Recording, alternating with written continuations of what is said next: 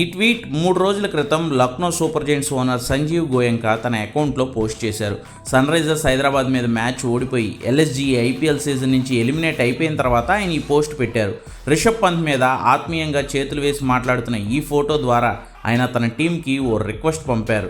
ఈ సీజన్లో second half మనం అనుకున్నట్లుగా సాగలేదు, కానీ ఐపీఎల్ సీజన్ నుంచి మనం నేర్చుకోవాల్సింది, గర్వపడాల్సింది చాలా ఉంది అని చెప్పారు సంజీవ్ గోయంకా.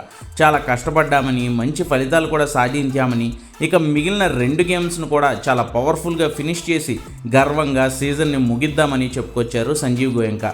రిషబ్ పంత్ లాంటి ఆటగాడి మీద 27 కోట్ల రూపాయలు పెట్టి కొనుక్కున్న తర్వాత దారుణంగా ఫెయిల్ అయి కనీసం పంత్ సీజన్ మొత్తంలో 125 పరుగులు కూడా చేయలేకపోయినా సీజన్లో ఇటు ఆటగాడిగానే కాకుండా అటు కెప్టెన్గాను విఫలమై మంచి టీమున్న ఎలిమినేట్ అయిపోయిన చోట ఓనర్ సంజీవ్ గోయంకా ఇచ్చిన ప్రోత్సాహం ఖచ్చితంగా ఎల్ఎస్జీ ఆటగాళ్ళకి మనోధైర్యాన్ని ఇచ్చి ఉంటుంది. లేదంటే ఈ సీజన్లో ఇప్పటికే టేబుల్ టాపర్గా ఉన్న గుజరాత్ టైటన్స్కి రెండోసారి షాక్ ఇవ్వదు ఎల్ఎస్జీ. ఏప్రిల్ 12న గుజరాత్పై 6 వికెట్ల తేడాతో గెలిచిన లక్నో మళ్ళీ నెల రోజుల తర్వాత నిన్న 33 పరుగుల తేడాతో ఘన విజయం సాధించింది అదే గుజరాత్పై. ఫస్ట్ బ్యాటింగ్ చేసిన లక్నో మిచ్ మార్ష్ భారీ సెంచరీ, పూరన్ అర్ధ సెంచరీతో 235 పరుగులు చేసి ఆ తర్వాత గుజరాత్ను ఆ టార్గెట్ చేస్ చేయనీయకుండా అడ్డుకుంది.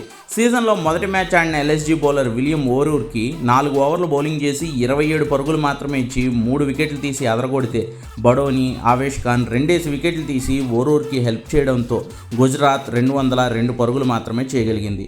షారుఖ్ ఖాన్ మెరుపు హాఫ్ సెంచరీ బాదిన గుజరాత్ని అయితే గెలిపించలేకపోయాడు.